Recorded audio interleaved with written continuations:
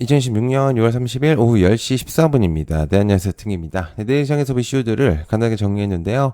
자, 오늘 이제 시장은 정부 3대 메가 프로젝트의 이제 발표가 있었죠. 그래서 이제 소부장 중심으로 반도체 애들이 조금 전반적으로 강력했는데, 시장 전체적으로 본다면은 그렇게 강력한 시장은 아니었던 것 같아요. 그래서 전반 또 이제 기술주들이 좀 상승을 하니까 나머지 애들이 조금 빠지는 이제 그런 느낌이었고요. 이제 코스닥 애들이 조금 더 좀 많이 빠졌던 걸로 이제 보여지는데, 근데 미장에서 이제 기술주들과 반도체들이 조금 급반등하는 이제 그런 느낌들이 조금 나오면서, 좀 되돌리는 이제 그런 느낌이 좀 나왔었습니다. 그래서 지금은 여전히 좀 시장이, 되게 혼돈이에요. 이거 뭐가 좀 정확하게, 종목이 딱딱딱 이렇게 그런 느낌이 없죠, 지금은. 그죠? 그래서 되게 좀 난이도가 어려운 이제 아마 투자자분들이 난이도가 좀 어려우실 거다 라고 저는 생각을 하는데요.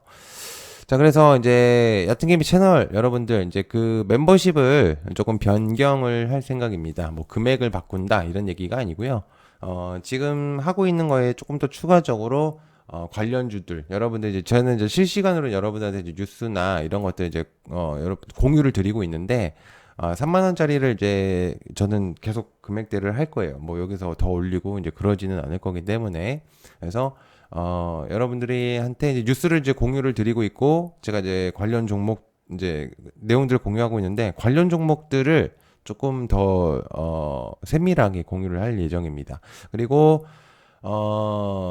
이제 인사이트 내부적인 내용들도 많이 공유할 예정이기 때문에 여러분들 많은 관심 부탁드릴게요. 그래서 가입 3만 원짜리 금액은 전혀 변동 없고요. 가입해 주시고 여기 게시물로 들어오시면 되니까 많은 관심 부탁드릴게요. 자, 그러면 시작해 볼까요? 자, 요 얘기가 있습니다. 일단 시작하기 전에 요것부터 또 얘기를 좀 드려야 될 것 같습니다. 코스닥 개편한다. 상위 세그먼트 대표 지수의 신설 부상 ETF 연계도. 제가 이제 이 뉴스를 보고 나서 이게 오후 3시에 나왔는데, 보자마자 딱 그냥 그런 생각이 들었습니다. 지금 있는 것도 좀 제대로 못하면서 뭘 지금 또 다시 만든다라는 건지. 지금 보시면 알겠지만 코스닥 종목들 있잖아요. 지금 코스닥 종목들은 지금 올라가기도 바쁜 상황입니다. 지금 어제 조금 올라갔다고 생각하지만 그게 전혀 그렇지 않아요. 지금 내려간 종목들이 거의 코스닥 종목들 제 생각에는 만약에 1000개라고 한다면 900개 이상이 지금 떨어져 있습니다. 근데 이제 그거를 지금 다른 걸로 또 다시 만든다는 얘기죠, 지금. 이거는 이제 뭐냐면 사실상 이름만 바꿔서 다시금 또 만든다라는 얘기예요. 제대로 활용을 못하고 있는 현재 코스닥이 것도 있는데, 지금 시장에 보시면 코스닥 150도 있어요.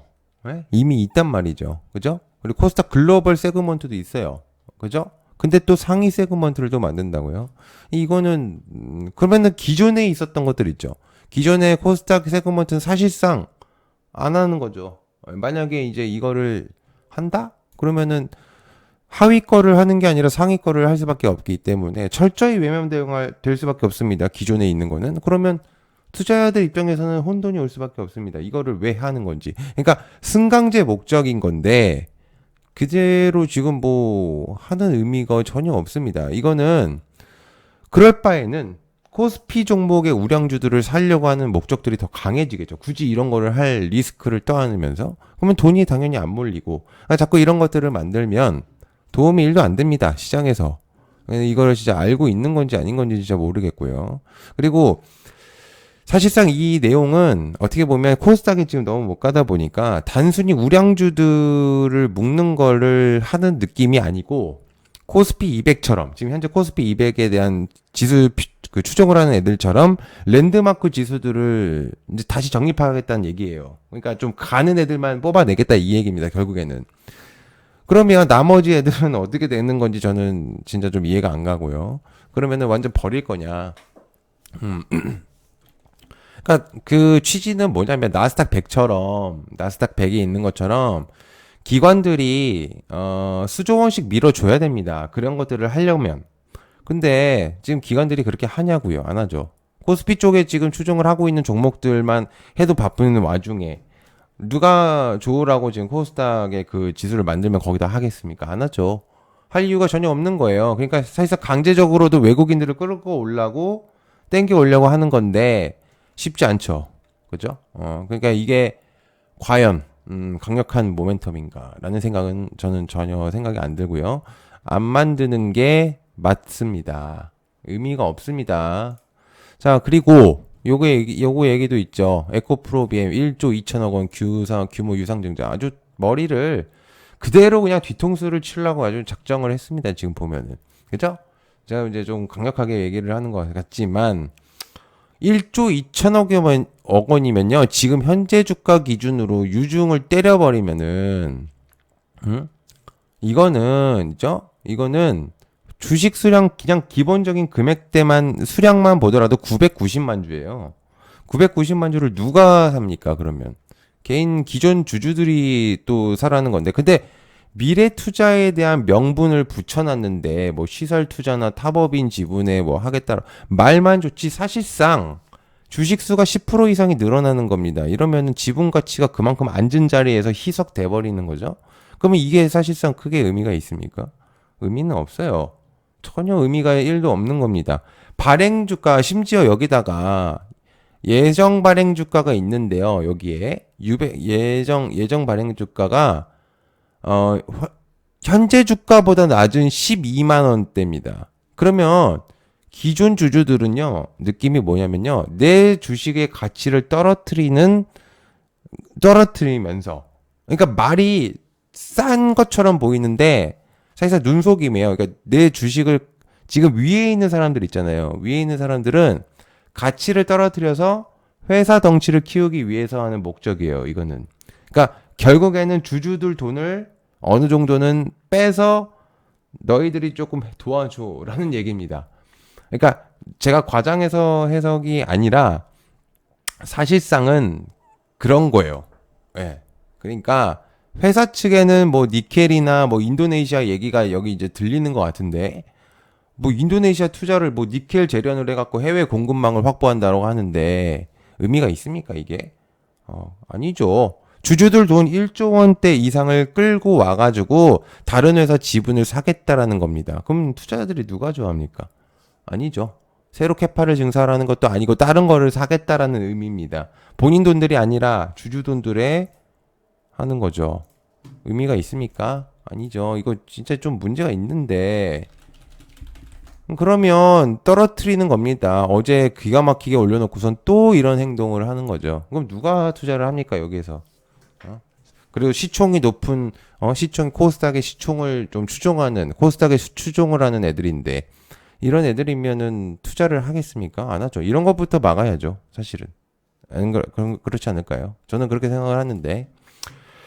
자, 그렇습니다. 그래서 제가 어제도 얘기했지만 사실상 지금은 뭐 밸류가 2차전지나 이런 것들이 조금 부족해요. 솔직히 얘기하면. 그래서 제가 어제도 얘기했던 게 2차전지 모멘텀들이 조금 부족할 수밖에 없다라는 얘기를 좀 드렸던 게 이런 얘기들이 조금 있고, 또 중국 얘기도 어제 드렸었기 때문에. 자, 그래서 일단 지켜는 봐야 되겠지만 문제는 있는 겁니다. 이거는. 그러니까 여러분들도 이런 것들은 좀 기억을 해두실 필요가 있습니다. 그냥 그래? 넘어가는 게 아니라 이렇게 행동을 하는구나 라는 거죠.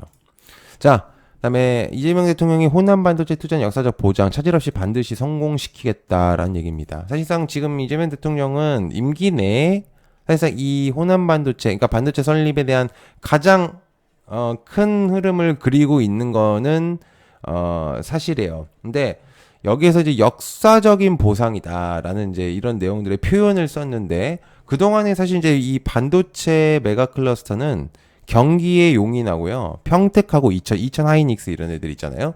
철저하게 약간 수도권 내에 좀 있는 거는 사실이었어요. 근데 그러다 보니까 뭐 호남 지역에 상대적으로 첨단 제조 시설들이 소외되었다라는 얘기들이 있었지만 사실상 명분이 없었어요. 거기에 할 이유가. 그죠? 뭐 지역 발전의 균형이나 뭐 이런 것들을 한다고 하는데, 근데 사실은 이게 뭐 이재명 대통령이 밀고 사업이 이제 확실히 하겠지만은 시간이 너무 오래 걸려요.